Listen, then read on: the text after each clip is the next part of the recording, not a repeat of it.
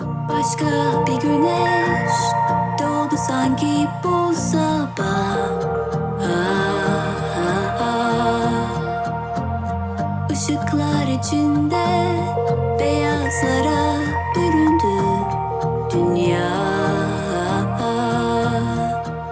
Elimden tutan o ellerin cenneti gösteren, pusulam sadece bana gülen. O gözlerin bir kelimeyle değişti hayat.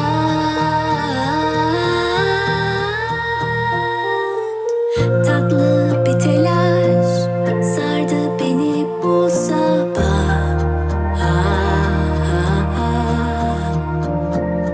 Sanki akşamdan kalan güzel bir rüya.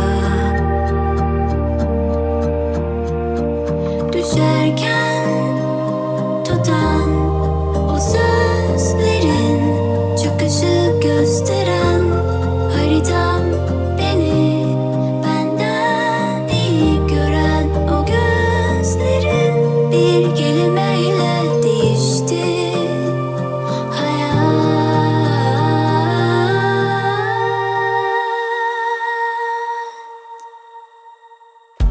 Melekler fısıldadı hakikati, göğsünde dinlenen kalbim senin. Beyazlar içimden sana geldi, bir tek sana evet demek için.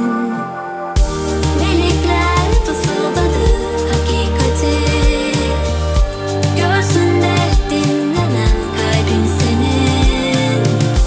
Beyazlar içinden sana geldi, bir tek sana evet demek için.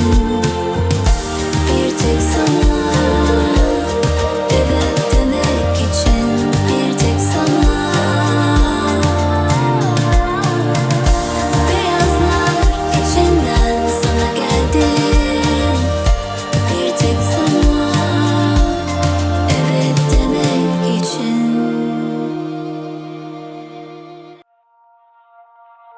Başka bir güneş doğdu sanki bu sabah. Işıklar içinde beyazlara büründü dünya. Elimden tutan